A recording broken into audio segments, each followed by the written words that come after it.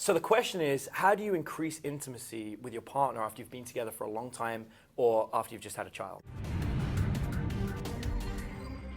Exactly, yeah. Right, and so congratulations, by the way. Thank Obviously, you. I know that you just had your little baby boy. Yeah. And it's a really common problem that once a partner has a child, that physical intimacy between them diminishes. And this is actually a self-defense mechanism from the child. So the reason for that is because your newborn baby boy doesn't want to have competition for resources at this early age. And so what they're going to do is they're going to do everything they can to make sure that you space out how long it takes for you to have another child. Greedy bastard. Right, exactly.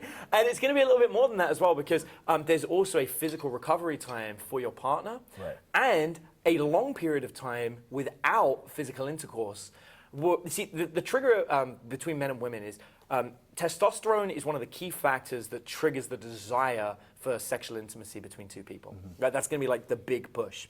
And when somebody gives birth, their body is flooded, not so much with testosterone, but with all the chemicals they need for their child.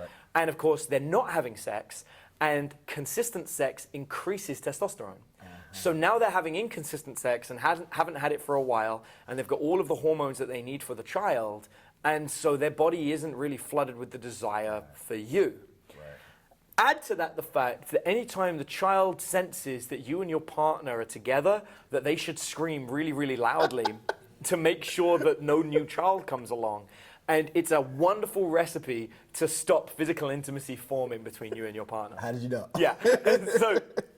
And the worst thing about it is if you don't get this handled now, this can become a pattern. That's what I'm worried about. And if you look at partners in the future, you'll find that the #1 cause of relationship decline in America is a lack of intimacy, where one or both partners complain that they're not having enough physical intercourse, that leads to cheating and that leads to the end of the relationship. Now, in many ways, your partner is a new person. Their body changed shape drastically in 2 different dimensions. They went big and then they went small again. They had another living body inside them disappear. They are now splitting their time between caring for you and caring for someone else. So you have direct competition for their physical affection that's now being split in 2. All of these things in many ways mean that you're dealing with a new person. As much as your partner is still your partner, as much as they're still the same person, the history is still the same, you have to go about generating attraction all over. Start from scratch. Exactly. Wow, that's good. That so makes so sense. the thing that's been diminished, I almost guarantee you, is dating. When was the last time you went on a date with your partner? It was a long time ago, right? Because that's what happens. So actually, in many ways, it helps. You don't have to go right back to the very beginning, but it helps to start with dating. It helps to start with getting a babysitter, making sure that somebody else is looking after the child, so the screaming ain't going to help. And then you can go on a regular date with your partner, and you can start to bring the romance back. Tell them they're beautiful, because at this point they're going to start to feel physically unattractive or not as attractive as they were. And you can bring that back by letting them know you desire them. Let them know what you feel, what you think. Take that time to spend the time with them, appreciating their body. And you know, something that works well between couples, I think everyone should do. I get 2 tips for you. If you ever need to bring back physical intimacy in your relationship, #1, how handy are you with a camera? Pretty good. Okay. So I don't know if you've done this very often, but an intimate photo shoot where you're the camera person and that's your partner can do wonders. That's a good idea. They've got to feel comfortable with it, because obviously after a baby they might not, but if it's something they're comfortable with, that can be a great way to go about it. But I found another way to do it is actually to bathe them. Now, I don't know if you've ever been for a Korean body scrub, but those things are like magical, right? You get like, your skin gets scrubbed, they're the best. So what you can do is you can give that sense of intimacy to your partner, especially after they've given birth, by pampering their body. Give them a Korean body scrub, but don't do it in like in a clinical way like they do in the spa. Make it romantic, make it sensual. Candles, music, like get some shampoo in her hair, get it going, tell her she's beautiful, kiss her, scrub her body, clean her, let her know how amazing she is. This will start to bring back physical intimacy. I'm not saying about doing this once. Don't be like, all right, we don't want to get lucky tonight, I'm going to do it. Make it a thing that you do. Make it normal. This is standard now. Standard is I will look after your body, but don't do it every time. because then they'll take it for granted. Right. So instead, you want to do it like once a week or twice a week, but make it a real thing. And also, when you do that, make it intimate. Hold her hand, place it where you want it to be. Right. Put her arms around your neck so she feels there's a physical connection with you. Now, all this is going to start to rebuild the connection between the two of you as you start to redate your partner. This new person. Right, this new person. But there are complications that can arise. For example, what do you do in a situation where the mother has become so obsessed with the child that she can't leave the child alone? Right. That she doesn't feel comfortable going out on dates or doing anything else? How come?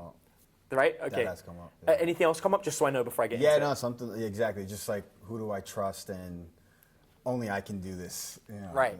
So, and that's a really common thing. So one of the things that we've found that works really well is to start off by hiring a babysitter, but you don't leave the house. That's genius. Right. So what happens is, genius. But you don't want to make it about her, you make it about you. So one of the easiest ways to transition is to say, I don't trust a new person with our baby. So I want to be there. So if you're cool with it, let's get a babysitter every Friday night, and we're going to have a stay date where we're going to stay at home. That's good. Babysitter's going to be upstairs with the baby if anything goes wrong, but we're here in case we need to. But we're going to watch TV, and if the baby cries, someone else is going to feed the baby with a bottle. Right.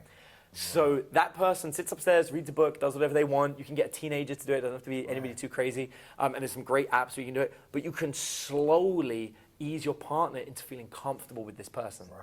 And then after you've done that 3 or 4 nights, you can be like, hey, how about we go out to dinner, and then we come back and watch a movie at home. That's amazing. Right? And you should write baby book. That's not in any of the books. Hey, 4 children. That's huge. 4 children now, and so I've got this Fair down. enough. Yeah. Right. But so that's going to make wonders of starting to redevelop that relationship and take it further. Now, what's cool about this is even if you haven't had a baby, this can work to pick back any relationship that's starting to decline by just picking it back up and making it happen. There was a great story that I was completely obsessed with when I was younger about a man and a woman, and their relationship was falling apart. And the man had become avoidant, and he was going out and he was cheating and really not seeing his partner. And so she said to him, I know you're cheating. I'm not going to beg you to come back. I'm not going to try and do anything. She goes, I have one favor to ask you. Every day when I come home from work, would you mind picking me up and carrying me across the threshold of our home like you did on the day that we got married? Wow. She goes, that's my one request. That's all I ask. And so initially the guy was like, that's a weird request. And she goes, look, you're cheating.